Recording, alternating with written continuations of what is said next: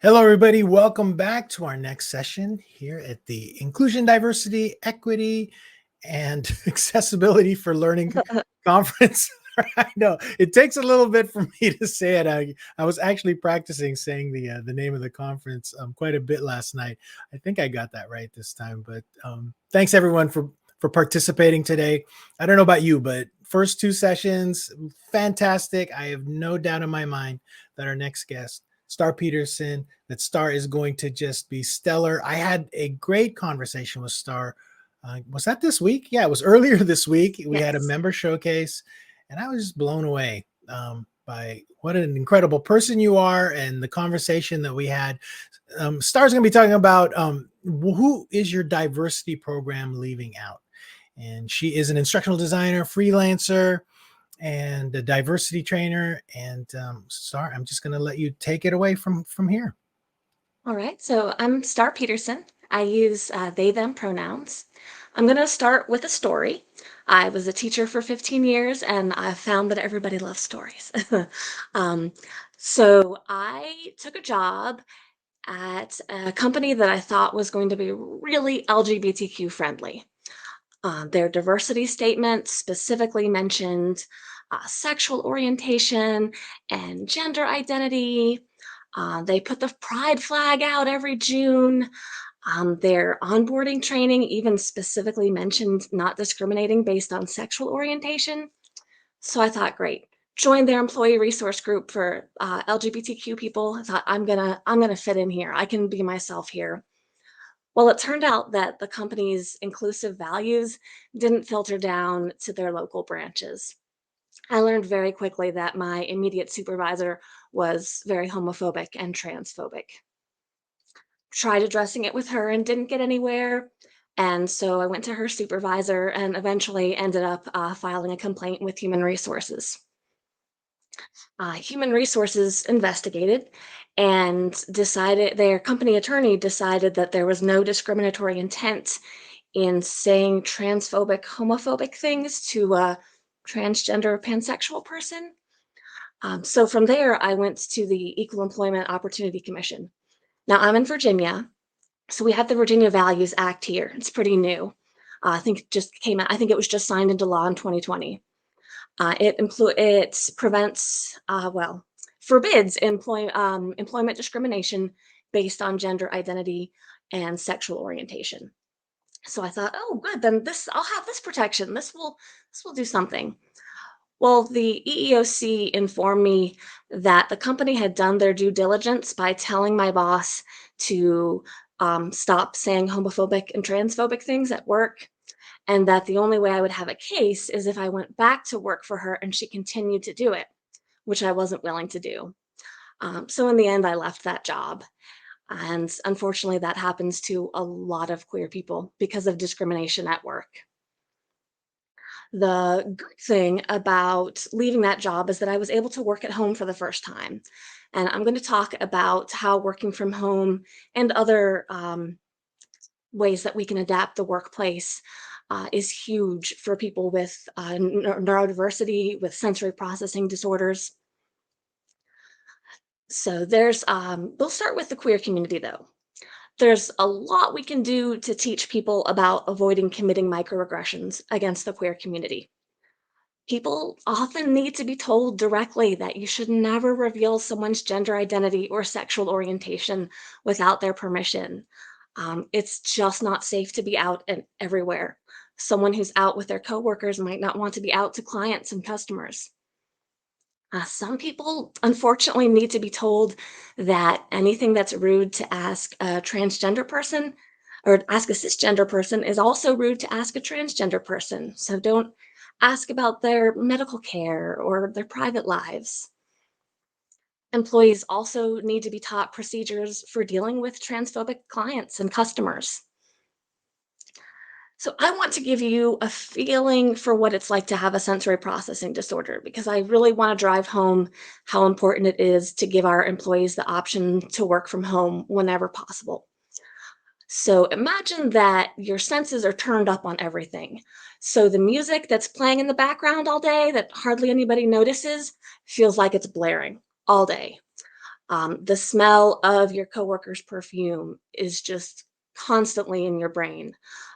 Your brain is constantly sending you messages about how your shoes feel on your feet, how the lights are too bright, how it's too hot. And you have to concentrate in the middle of all that.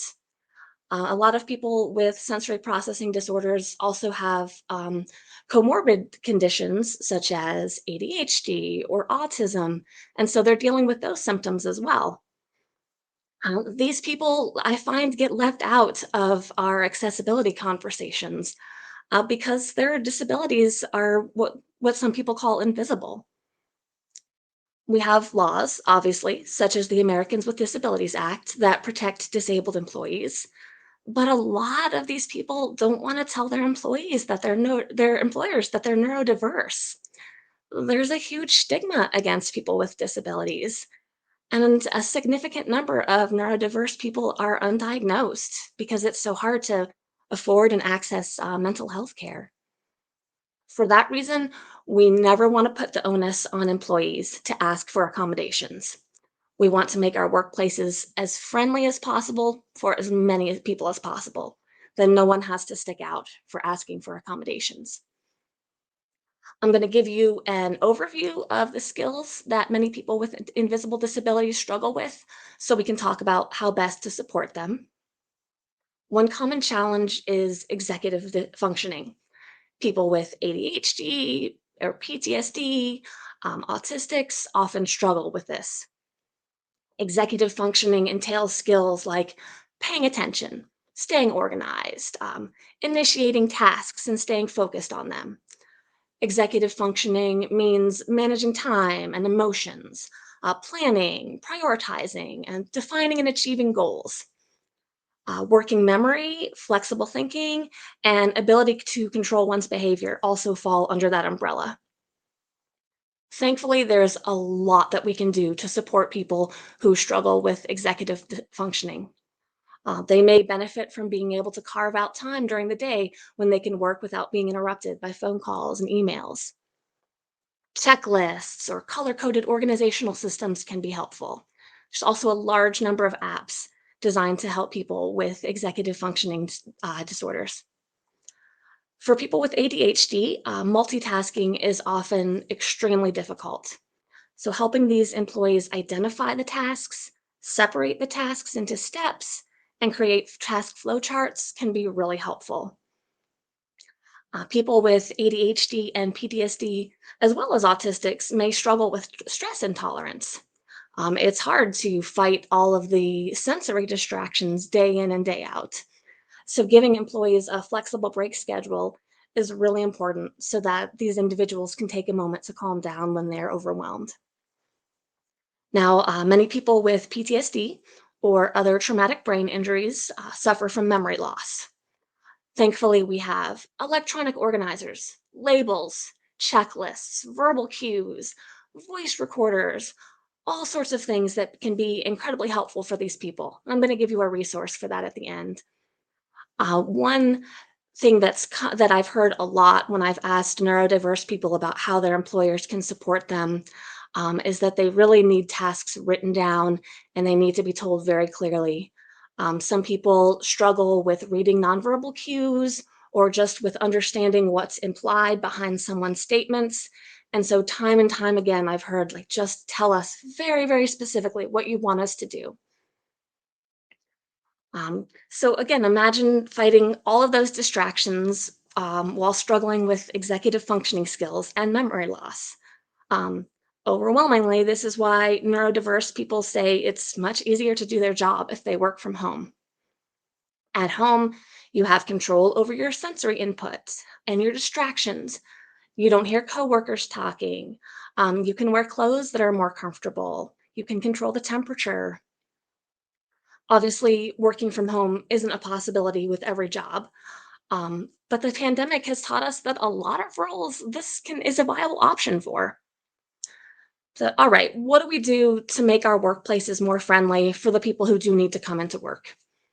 The first step is that we need to reduce the sensory input in our workplaces as much as possible for everyone. This means replacing fluorescent lights or putting glare guards over them. Means giving employees control over the amount of light, such as with desk lamps instead of the big overhead lights. Filters over screens can be really helpful. Offering fans to provide white noise and to keep people cool can also help. And keeping unnecessary scents out of the workplace is imperative. Um, it, so many people are sensitive to fragrances. There just shouldn't be People shouldn't be allowed to wear perfume or cologne in the office. Um, it's even in small amounts, it can be overwhelming for people who have sensory processing disorders. You also want to encourage the cleaning team to use unscented cleaning products. Controlling noise is also vital. Um, Obviously, you can't control every source of noise. The goal is to minimize noise as much as possible. So don't have the radio playing in the background. Don't create large open office spaces where employees have to hear the sounds of other people talking and typing and the phone ringing. You can install soundproof panels. Also, you can allow people with noise sensitivity to work in areas that are away from the copier or other machinery and away from high traffic areas. Employees should be offered noise canceling headsets as well. Keep in mind, though, that a lot of people aren't going to want to wear noise canceling headsets because it makes them stand out. They're big. I'm personally very sensitive to noise, but I don't use noise canceling headsets because the feeling of the headset squeezing my head is just as distracting as the noise. One thing I do use, which is an easy accommodation to apply to give to employees, is these special blue light glasses. As you can see, they're very stylish, but they have yellow lenses. And so, not everyone would feel comfortable wearing that in a workplace. Again, because they stick out, they don't look like regular glasses. When it's not possible to avoid loud noises and bright lights in a workplace, say in retail, it becomes even more important that the break room be a place where employees can recharge. That means it needs to be quiet, it needs to have low lighting, and it needs to have no artificial scents. When working from home isn't an option, giving employees separate offices or at least smaller spaces where they can control the lights and the temperature and the sound is huge. If you are in a place with a lot of desks, cubicle shields can help people who deal with overstimulation. I encourage you to explore the Job Accommodation Network for lists of suggested accommodations by condition. They're at askjan.org. They break down each diagnosis by common challenges in the workplace and they give specific recommendations for accommodations. Again, we don't want to put the onus on employees to request these accommodations if we can. Thankfully, a lot of the accommodations that the Job Accommodation Network suggests help people with a wide range of disabilities. So we can get a lot of bang for our buck in implementing these. You'll notice on the job accommodation lists that teleworking is presented as a solution to a lot of different challenges. It's made a huge difference in my personal life. I control the lights, I control the temperature. There's no strong fragrances. There's no one talking around me. I can wear comfortable clothing. It's made a huge difference in my productivity and how much energy I have left over at the end of the day. One last accommodation I want to make sure to mention is break schedules. Many disabilities decrease a person's stamina and cause them to tire more quickly. You can imagine how exhausting it can be to manage the symptoms of these disabilities. So, being flexible about when workers can take breaks is extremely important. Sometimes someone just needs 10 minutes away from the noise in order to calm down. I was a teacher for 15 years, including preschool. As you can imagine, it was not quiet. um, and one of the ways I dealt with that was my 30-minute break. I would go down to the basement below the school and sit in complete darkness and silence. And that was just what I needed to be able to go back up there and have that energy again and be with the lights and the sounds. I want to make these accommodations available for everybody. I especially want to support historically excluded groups who are often left out of diversity programs. So I'd like to take this time for us to focus on conversation about how we can do this. How do we convince stakeholders to invest the money in accommodations? Some things are not cheap, right? Changing the lighting. How do we convince stakeholders to allow people to work from home and still retain that culture that we're trying to develop? So I'd like to start with just opening to questions. My background is in special education. So, in addition to my personal experiences being non binary and pansexual and neurodiverse, I also kind of put that hat on as the special ed teacher. So, I would just love to facilitate conversation about that. So, go ahead and if you want to start with questions, we can talk about how we can make this a reality in our workplaces.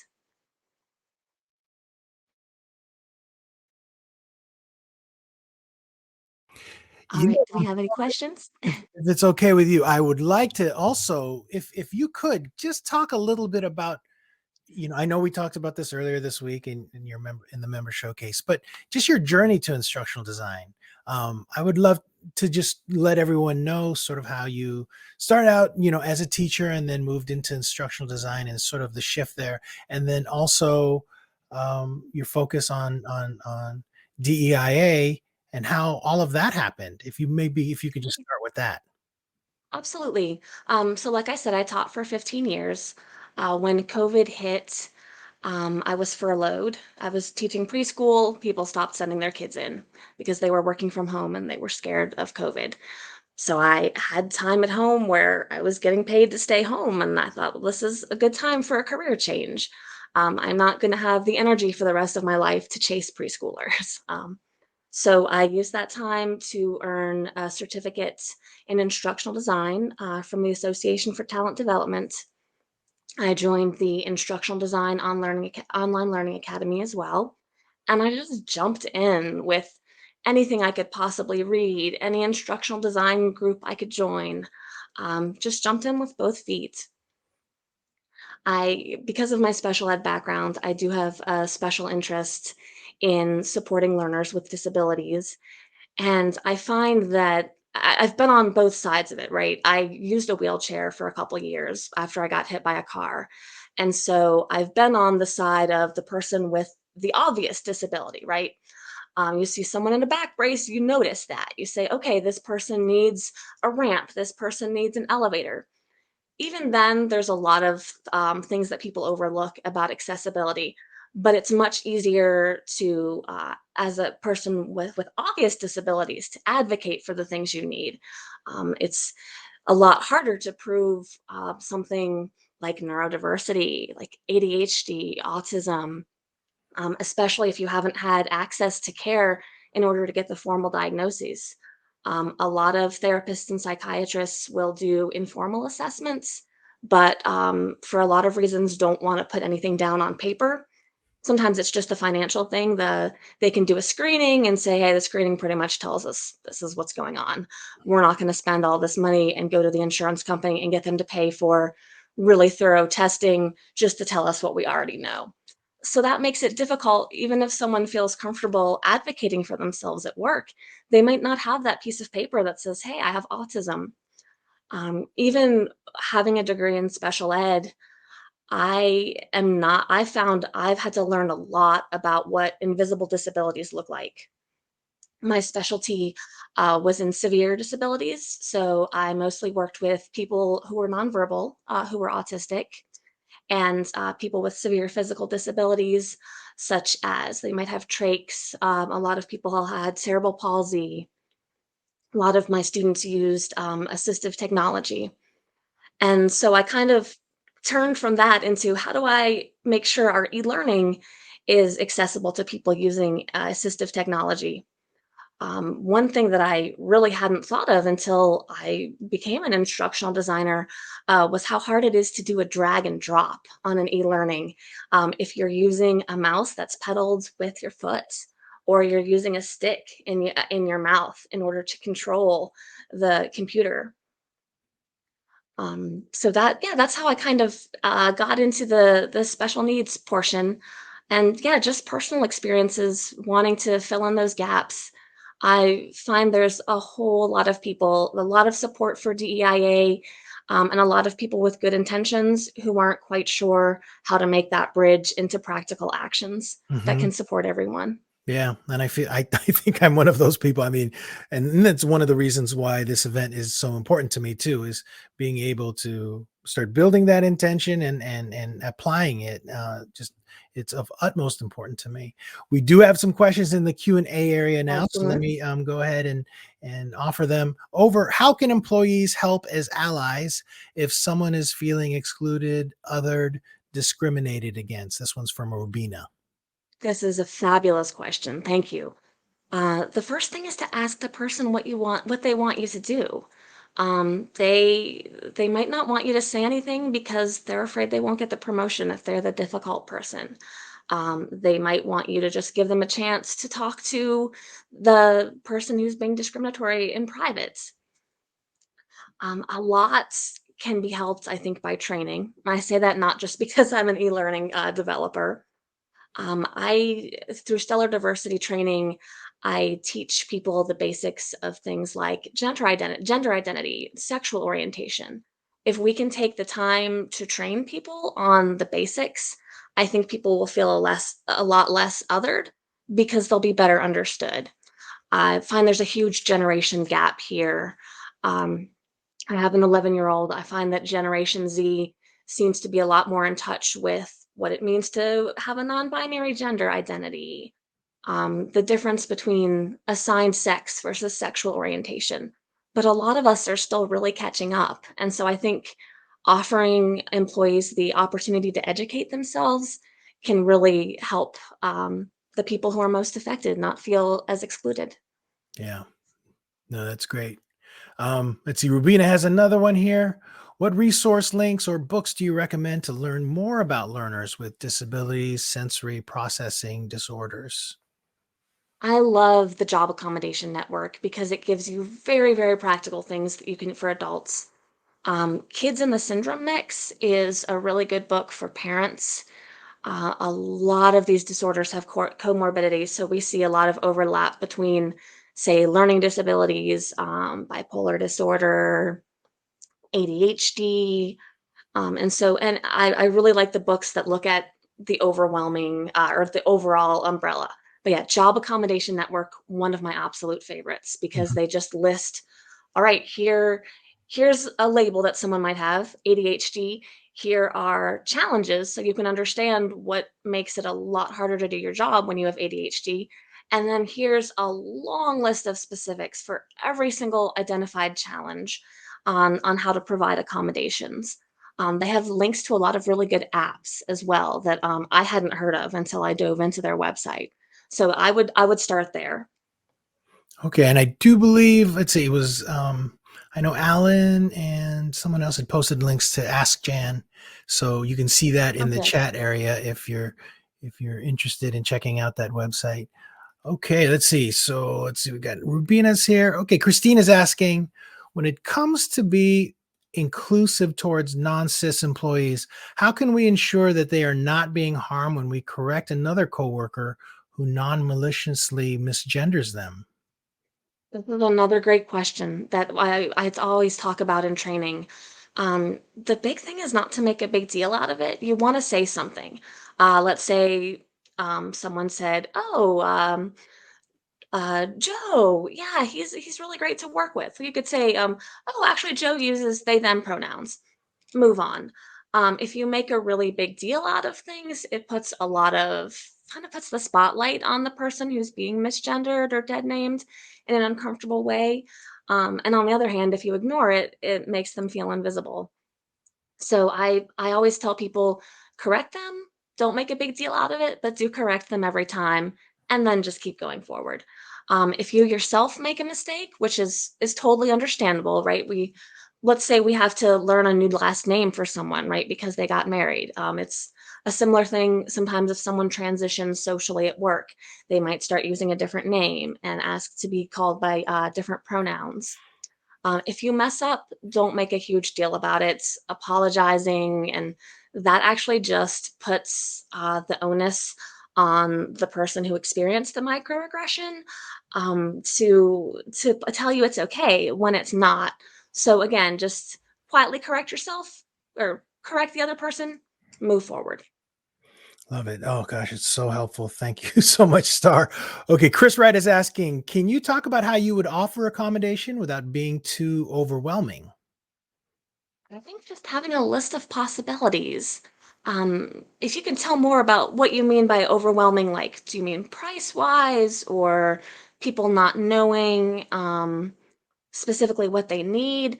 I think having it all on paper and really well organized, again, like they do in the Jan network, is helpful because if a person has a label that, again, maybe they don't want to share with everybody, but they can say, all right, I have ADHD. What is available to all workers in my office? Oh, I didn't know that I could request to have 2 hours a day where I don't have to check email or answer the phone so I can work. Or, oh, I didn't know um, that I could take flexible breaks if I requested it.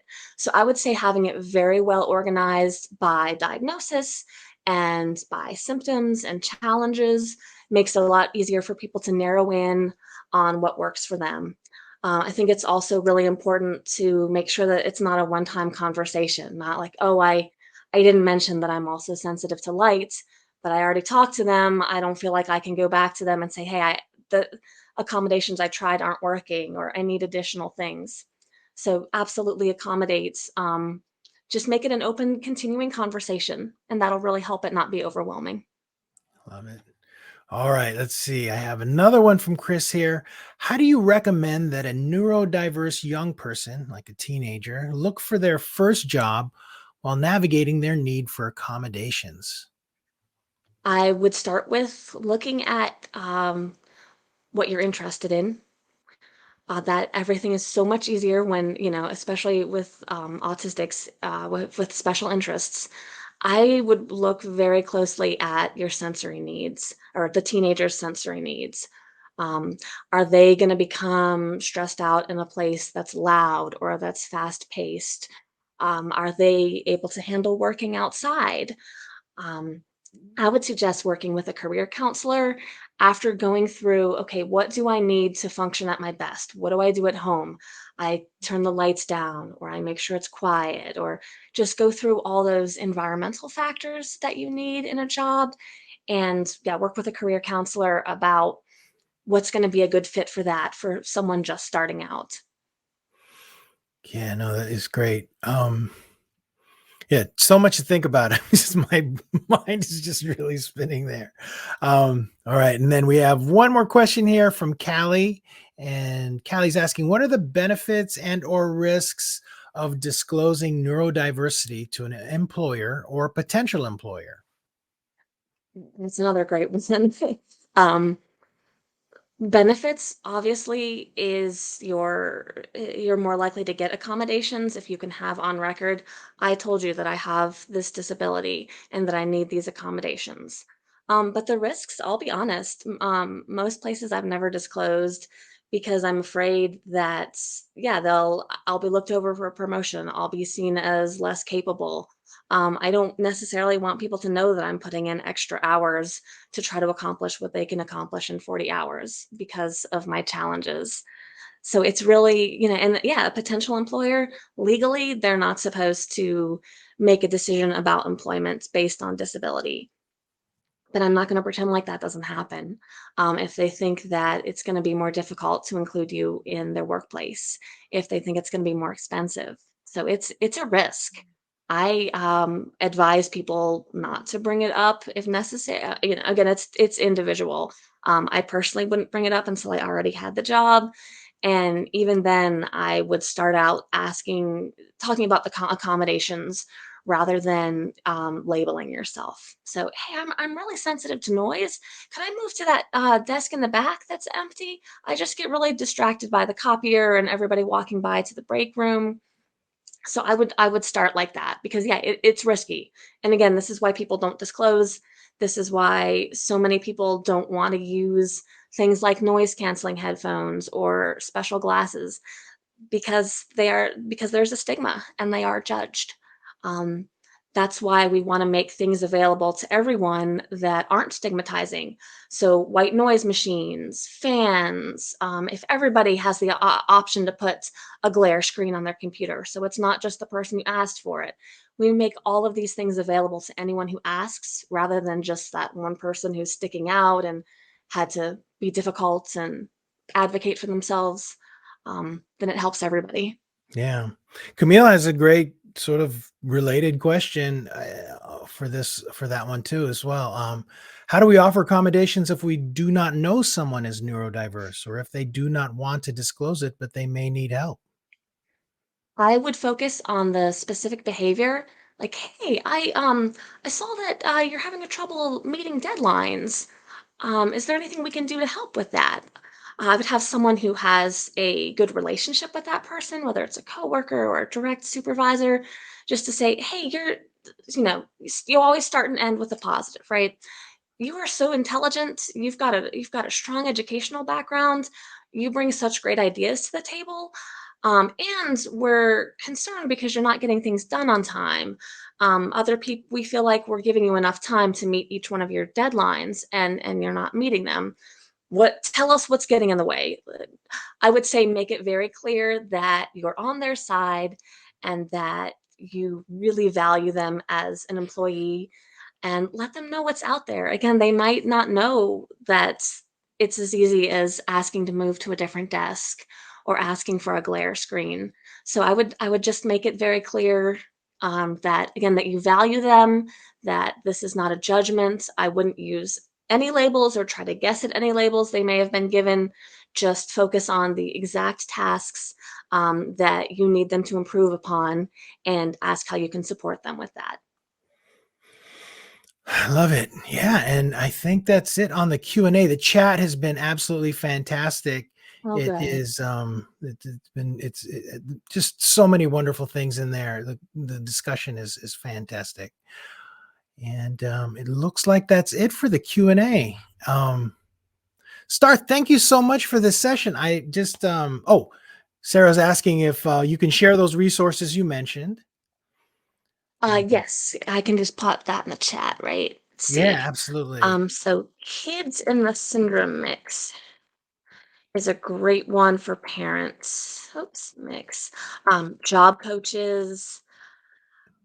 If you have a child in the public school system, they're actually required legally, not saying they do this, but legally they're required starting in middle school to do planning for post high school and looking at what accommodations is this person going to need to thrive. And so that's something I would advocate for, is specifically a job coach for your teenagers. I'll put Ask Jan in there. That is where I'd start. I mean, you can Google anything and get a huge amount of resources, but Ask Jan is really well organized. It's research based. I haven't found anything on there that was questionable or coming from pseudoscience. Great. And I did post your stellardiversitytraining.com website.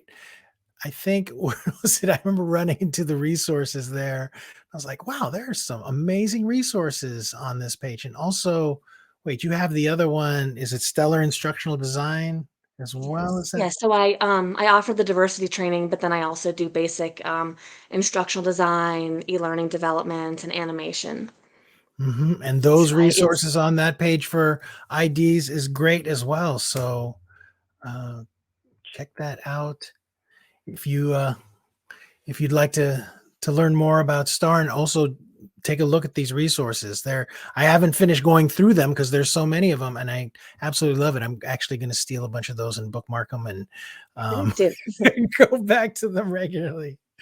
All Well, right. and anyone's welcome to reach out to me. I'm on LinkedIn. Sometimes it's tricky to talk about the details of, your own kid or your own situation. Please reach out to me. Happy to put that special ed teacher hat back on whenever I get a chance, and to speak from experiences of my own experiences and from everyone who's been generous enough to share with me what helps them. Yes. Star, I'm so grateful you participated today. I feel like this event is very lucky to have had you as a presenter. And I'm sure I'll be contacting you again with questions and other things. Thanks for being a part of TLDC. And with that, I'm going to go ahead and close the session and give everybody some extra time to do some networking and to take a break. We have the next session coming up. Let's see who is coming up next. I believe it is Desiree Choi is going to be up to talk about data. I think, let me make sure. Yes, Sounds right. that's who's coming up. And so we'll see everybody in the next one. Thanks all of you. And Thank thanks you. again, Star. Bye-bye.